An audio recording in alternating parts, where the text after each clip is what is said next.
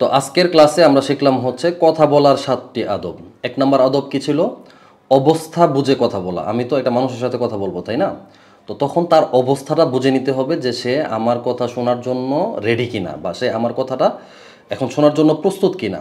ধরো আব্বু বাজারে আছে, কোনো কাজ করতেছে, ব্যস্ত আছে, ওই সময় হচ্ছে তুমি আব্বুকে ফোন দিয়ে বলতেছো যে আব্বু আমার স্কুলে হচ্ছে একটা বন্ধু আমাকে এটা বললে আমাকে রাগায়। তো উনি তো আছে ব্যস্ত, তাই না?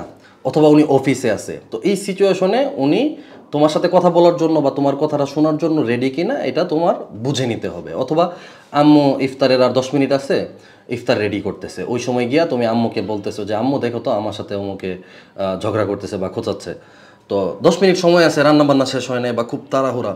ওই সিচুয়েশনটা তোমাকে বুঝে নিতে হবে। তুমি যার সাথেই কথা বলো, আব্বু আম্মু অথবা যে কেউ, কথা বলার আগে বুঝে নিতে হবে যে সে তোমার কথা শোনার জন্য রেডি আছে কিনা, তার অবস্থাটা বুঝে নাও। এটা হচ্ছে কথা বলার প্রথম আদব। দ্বিতীয় আদব হচ্ছে সালাম দেওয়া। কথা শুরুর আগেই তোমাকে সালাম দিতে হবে। কথা কিন্তু এখনো শুরু হয় নাই, কথার আদব শুরু হয়ে গেছে। যে তোমাকে বুঝতে হবে তুমি যার সাথে কথা বলতেছো সে রেডি কিনা। তারপর কি, কথা শুরু হয় নাই, তোমাকে সালাম দিতে হবে। এটা দ্বিতীয় আদব। আচ্ছা, এরপরের আদব কি? যখন কথা বলবা কারোর সাথে তখন মুখে থাকবে মুচকি হাসি।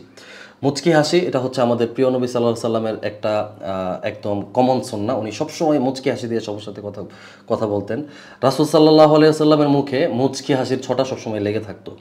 মুচকি হাসি জানি কি বলছিলাম? যে হাসিতে কোনো শব্দ নাই, যে হাসিতে দাঁতও তেমন দেখা যায় না, জাস্ট একটা স্মাইলি ভাব থাকে মুখে, একটা হাসির ছটা লেগে থাকে। আচ্ছা, এখন তুমি যদি কারো সামনে মুচকি হেসে হেসে কথা বলো, তখন উনি তো তোমার হাসি দেখতেছে, কিন্তু কেউ যদি ফোনে কথা বলো তখন উনি তো দেখবে না। তা ওনার সাথে কি কথা বলার দরকার আছে মুচকি হাসি দিয়ে? আছে। কারণ তুমি যদি মুচকি হাসি দিয়ে ফোনে কথা বলো তাহলে উনি তোমার হাসিটা অনুভব করতে পারবে। তোমার সাথে এমনিতেই নর্মালি যদি তুমি একটু বিরক্তি নিয়ে কথা বলো আর মুচকি হেসে কথা বলো, তখন উনি এটা ফিল করতে পারবে, তোমাকে কানেক্ট করতে পারবে, তোমার সাথে কথা বলে আনন্দ পাবে, ভালো লাগা কাজ করবে। হ্যাঁ, ফোনে কথা বললেও কি করতে হবে? হাসি খুশি কথা বলতে হবে, মুচকি হেসে কথা বলতে হবে, বিরক্ত হয়ে কথা বলবা না। ঠিক আছে? আচ্ছা, 4 নাম্বার আদব হচ্ছে গুরুত্বপূর্ণ যদি কোনো বিষয় থাকে বলার, বা যে কোনো একটা বিষয় বলার আগে একজনের অনুমতি চেয়ে নেওয়া। তুমি যার সাথে কথা বলতেছো যে আচ্ছা আম্মু, আমি কি একটা কথা বলতে পারি আমার স্কুলের বিষয়ে? আম্মু বলবে হ্যাঁ বলো। তো যে কারোর সাথে, ঠিক আছে আব্বু আমি একটা কথা বলতে চাচ্ছিলাম, আপনি কি ফ্রি আছেন? তো আব্বুর কাছ থেকে আম্মুর কাছ থেকে বা যে কারোর সাথে একটা কথা বলার আগে অনুমতি চেয়ে নিবা। অনুমতি চেয়ে নেওয়া এটাও হচ্ছে একটা আদব। 5 নাম্বার আদব হচ্ছে স্পষ্ট করে কথা বলা, ঘুরায় পেঁচায় কথা না বলা। তোমার নুডলস খেতে মন চাচ্ছে, এখন তুমি বলতেছো কি আমার মাথা ব্যথা করতেছে, আমার শরীর ভালো লাগতেছে না, আমি একটু শুয়ে থাকি। তো এইভাবে ঘুরায় পেঁচায় এটা মানে তোমার খাইতে মন চাচ্ছে নুডলস, তো তুমি এটা না বললে তো আম্মু বুঝবে না, ঠিক না? তো তোমার যদি কোনো কিছু খাইতে মন চায় বা তোমার যদি কোনো কিছু করতে মন চায়, ডিরেক্ট ওইটা বলো। অনেক সময় দেখা যায় তোমরা যখন কোনো অপরাধ করো তখন যদি আব্বু আম্মু জিজ্ঞাসা করে যে এই কাজটা কে করছে, তুমি করছো? হ্যাঁ, ঘুরানো পেঁচানো আম্মু এটা সেটা, ঘুরায় পেঁচায় না বলা। ঠিক আছে, যে আম্মু আমার দ্বারা ভুল হয়ে গেছে, আমি আসলে এটা ইচ্ছা করে করি নাই। ডাইরেক্ট কথা বলবা। ঘুরায় পেঁচায় কথা বলা এটা কথা বলার আদব না। ঠিক আছে, এটা আদবের বরখেলাপ। চেষ্টা করবা সরাসরি কথা বলতে, স্পষ্ট করে কথা বলতে। ওকে, কথা বলা যখন শুরু করতেছো তখন মধ্যম গতিতে কথা বলবা। কথাটা যেন এত তাড়াহুড়া হয়ে না যায়। ঠিক আছে, ধীরেও কথা বলা যায়, আবার অনেক বেশি স্লো যেন না হয়। ঠিক আছে, এটাও অবস্থা বুঝে তোমাকে ধীরে কথা বলবা নাকি মধ্যম গতিতে কথা বলবা এটা বুঝে নিতে হবে। তো সবসময় চেষ্টা করবা মধ্যম গতিতে কথা বলার জন্য। যদি অনেক বেশি তাড়াহুড়া করে কথা বলো তাহলে তোমাকে মানুষ বাচাল বলবে বা পচা বলবে, যে সুন্দরভাবে কথাই বলতে পারো না। তো ধীরে ধীরে কথা বলতে হবে, মধ্যম গতিতে কথা বলতে হবে। আর মধ্যম গতিতে কথা বলা মানে মধ্যম আওয়াজে কথা বলবা এটা কিন্তু বলি নাই। কথা বলার 7 নাম্বার আদব হচ্ছে কথা বলার আওয়াজ। আওয়াজ কতটুকু হবে? তুমি যার সাথে কথা বলতেছো সে যতটুকু আওয়াজে কথা বললে কথা শুনবে ততটুকু আওয়াজেই কথা বলা। এখন তোমার সাথে বসে আছে তোমার বোন রুফাইদার সাথে বসা, তুমি এত জোরে জোরে কথা বলতেছো যে বাসায় মেহমান আছে ওদের কষ্ট হচ্ছে, তো এটা কথা বলার আদব না। রুফাইদার সাথে যেত, তো তুমি যতটুকু আওয়াজে সে কথা বলে শুনবে ততটুকু আওয়াজে কথা বলো। এখন একজন হচ্ছে একবার বাসে আমি কোথাও যাচ্ছিলাম, ফোনে একজন কথা বলতেছে। তো ফোনে তো আমরা এখান থেকে শুনি, এখানে মাইক্রোফোন, তো আস্তে আস্তে কথা বললেও তো ওই পারের মানুষ শুনতে পায়, তাই না? তো উনি খুব জোরে জোরে কথা বলতেছে, তো খুব জোরে জোরে কথা বলতেছে, বাসের সবাই বিরক্ত হচ্ছে। তো উনি কথা বলার আদবটা কি জানে না। তো যতটুকু আওয়াজে কথা বললে আমি যার সাথে কথা বলতেছি সে শুনতে পাবে, আমরা ততটুকু আওয়াজেই কথা বলবো, ঠিক আছে? অনেক জোরে বলবো না। হ্যাঁ, যদি আম্মু দূর থেকে কিছু একটা চায় যে এই তুমি কি পড়াটা কমপ্লিট করছো, তো তুমি এখান থেকে বলতেছো আস্তে আস্তে, হ্যাঁ আম্মু করছি, শুনতে পাবে। তো আম্মু যেহেতু ওইখান থেকে তোমাকে জিজ্ঞেস করতেছে, তুমি এখান থেকে এতটুকু আওয়াজেই কথা বলবা ওই দরজার সামনে, যেন আম্মু স্পষ্ট শুনতে পায়, ঠিক আছে? যখন জোরে কথা বলার প্রয়োজন হবে, যখন উনি জোরে বললে শুনতে পাবে, তখন জোরে বলাটাই আদব। আর যখন কাছে থাকবে তখন আস্তে বলাটাই আদব। যখন একটু দূরে থাকবে তখন মধ্যম গতিতে, অর্থাৎ যতটুকু আওয়াজে কথা বললে যখন শুনবে ততটুকু আওয়াজে কথা বলাটাই আদব। আচ্ছা, কথা যদি কখনো জোরে বলতে হয়, ধরো আমি এখন একটু লাউডলি কথা বলতেছি, ঠিক আছে? তো আমি লাউড কথা বলতেছি এই জন্য যেন এমন না হয় যে আমার কথাটা অনেক কর্কশ, ঠিক আছে? আমি চেষ্টা করতেছি তোমাদের সাথে কানেক্ট থাকার জন্য। তো তোমরাও কর্কশ কথা বলবা না, মানে ঠাস ঠাস ঠাস ঠাস করে কথা এরকম না বলে, মানে তোমার যে কথার স্পিড, ওই স্পিডের যার সাথে যেন কি হয়, একটা মাধুর্যতা থাকে, কণ্ঠস্বরে একটা মাধুর্যতা থাকে। তো এই 7টা বিষয় মনে রাখবা। আবার বলতেছি, অবস্থা বোঝা, তারপরে হচ্ছে কথার আগে সালাম দেওয়া, তারপর হচ্ছে কি মুচকি হেসে কথা বলা, গুরুত্বপূর্ণ কিছু বলার আগে অনুমতি চাওয়া, ঘোরায় পেঁচায় কথা না বলে হচ্ছে ডাইরেক্ট কথা বলা, মধ্যম গতিতে বা ধীরে ধীরে কথা বলা, যাকে কথা বলতেছো, যার সাথে কথা বলতেছো সে যতটুকু আওয়াজে কথা বললে শুনতে পাবে ততটুকু আওয়াজেই কথা বলা। আচ্ছা, এবার আসি যেসব কথা বলা যাবে না। আল্লাহ আমাদেরকে মুখ দিছে, আমরা কথা বলতে পারি, এই জন্য কি সব কথা বলতে পারবো? সব কথা বলা যাবে না। কথার মধ্যেও কিছু লিমিটেশন আছে, আমরা কিছু কথা বলতে পারবো, কিছু কথা বলতে পারবো না। তার মধ্যে প্রথম হচ্ছে অর্থহীন কথা বলা যাবে না। অর্থহীন কথা মানে হচ্ছে অনর্থক কথা, যেই কথার কোনো অর্থ নাই। হ্যাঁ, তুমি কোথায় কিছু একটা দেখছো, একটা কার্টুন হইতে পারে, বা রাস্তায় কিছু একটা দেখছো, এমন একটা কথা যেই কথার দ্বারা কোনো মানুষ উপকৃত হবে না, কোনো উপকার নাই, তুমি জাস্ট এমনি বক বক করে যাচ্ছ বা বলতেছো। তো অনর্থক অর্থহীন কথাবার্তা না বলা, যেই কথার দ্বারা কোনো উপকার নাই ওই কথা না বলা।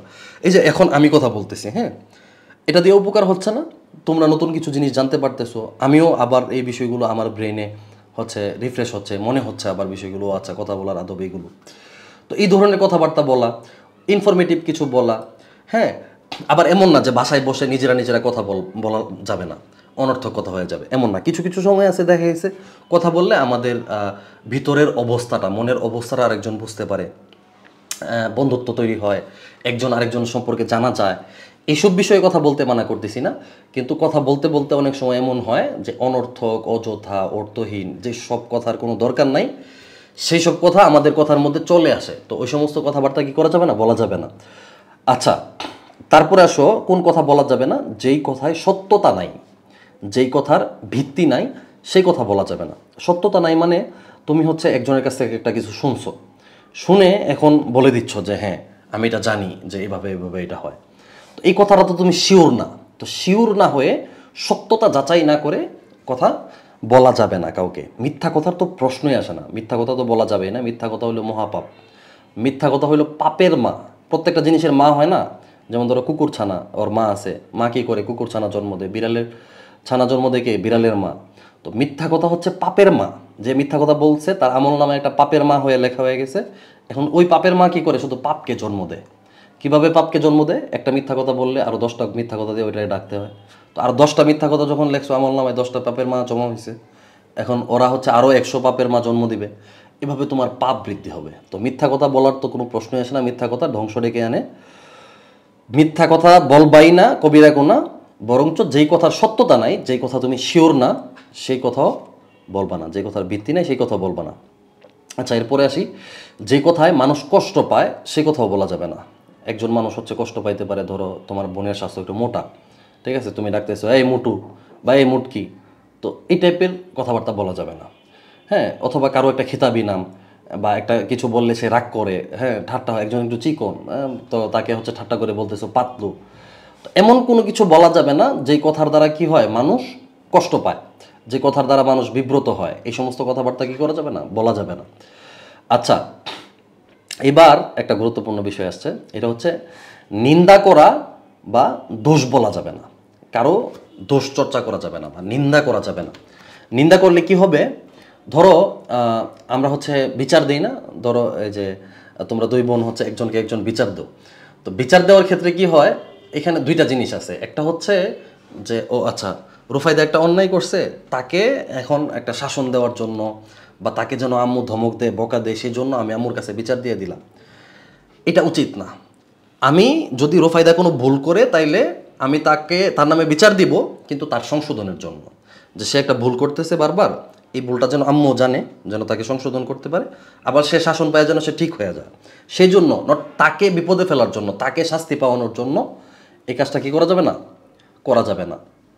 আচ্ছা, এছাড়াও মনে করো বিচার ছাড়া যে কোনো বিষয় আমরা হচ্ছে একজনের দোষ আরেকজনের কাছে গিয়ে বলি বা আরেকজনের খারাপ জিনিসগুলো নিয়ে চর্চা করি, তো কারো সম্পর্কে নিন্দা করা যাবে না, ঠিক আছে? শুধু সংশোধনের জন্য যে ভুলটা করতেছে তাকে বলা অথবা অভিভাবককে জানানো। আচ্ছা, এরপরের বিষয় হচ্ছে অশ্লীল কথা বলা যাবে না। অশ্লীল কথা মানে হচ্ছে নোংরা কথা, পচা কথা, গান্ধা কথা, খারাপ কথা। তো এই যে সিনেমার মধ্যে কি অশ্লীল কিছু হয়েছে এগুলো নিয়ে চর্চা করা বা এই সমস্ত বিষয়ে কথাবার্তা বলা, কি করলে কি হয়, কোনো অশ্লীল কথা কোনো ছেলের সাথে কোনো মেয়ের সাথে কারোর সাথে কোনো অশ্লীল কথা বলা যাবে না। হ্যাঁ, অশ্লীল কথার ব্যাপারে তোমাদের অভিভাবকদের ক্লাসে আমি হচ্ছে আলোচনা করব। তোমাদের অভিভাবকরা তোমাদেরকে এই বিষয়ে নিয়ে সতর্ক করবে, কিভাবে অশ্লীল কথা থেকে বিরত থাকতে হবে এবং কী কী বিষয়ে অশ্লীল কথা হয়। ওকে, আজকের ক্লাস তাহলে এই পর্যন্তই। পরের ক্লাসে আমরা জানবো বেশি মানুষের সামনে কিভাবে কথা বলতে হয়। সামনে যদি অনেক মানুষ থাকে তাহলে আমাদের বডি ল্যাঙ্গুয়েজ কেমন হওয়া উচিত, তাদের সাথে আই কন্ট্যাক্ট কেমন হওয়া উচিত, তাদের চোখের দিকে তাকিয়ে থাকবো না অন্য দিকে তাকিয়ে তাকিয়ে কথা বলবো, ঠিক আছে? তারপর ধারাবাহিকভাবে আমরা জানবো মেসেজে কিভাবে কথা বলতে হয়। এখন যেহেতু সব কিছু ডিজিটাল, আমাদেরকে অনেক সময় আব্বুকে মেসেজ পাঠাইতে হয় বা মেসেজে কথা বলার কিছু আদব আছে, এই বিষয়গুলো ইনশাল্লাহ আমরা শিখবো। তারপর যদি অনেক মানুষ তোমার সামনে থাকে, তাদের সামনে যদি হাঁচি আসে কিভাবে হাঁচি দিতে হয়, তাদের সামনে কিভাবে বসবা, ধাক্কা দিয়ে বসবা নাকি জায়গায় বসবা নাকি হচ্ছে পায়ের উপরে পা তুলে বসবা, এই বিষয়গুলো নিয়ে ইনশাল্লাহ এর পরবর্তীতে আলোচনা করব। এবং সাথে হচ্ছে যদি তোমাদের ধরো বাসায় মেহমান আসছে, নাক চুলকাচ্ছে, ঠিক আছে, তোমার নাকের ভিতরে চুলকানি হচ্ছে, এখন তুমি কি করবা? সবার সামনে বসে আছো, এখন তো উঠতেও পারবা না, তো এখন নাক চুলকাবা কীভাবে? যদি নাক না চুলকাও তাহলে তো তোমার কষ্ট হবে, আর যদি সবার সামনে নাকে আঙ্গুল দাও তাহলে তো এটা খারাপ দেখা যাবে, মানুষ কি বলবে যে এটা কী হচ্ছে, বা সবাই একটু খারাপ দৃষ্টিভঙ্গিতে তাকাবে। তো আমরা এই বিষয়গুলো হচ্ছে ইনশাল্লাহ পরের ক্লাসে কভার করব। তো এই বিষয়গুলো মনে রাখবা। আর আজকে প্রথম তোমাদের হচ্ছে ক্লাসের সামারিটা রেকর্ড করছি, আমি কোথাও আপলোড করে দিব, এটা তোমাদের জন্য, তোমরা জন্য পরে দেখতে পারো, এগুলো ভুলে না যাও।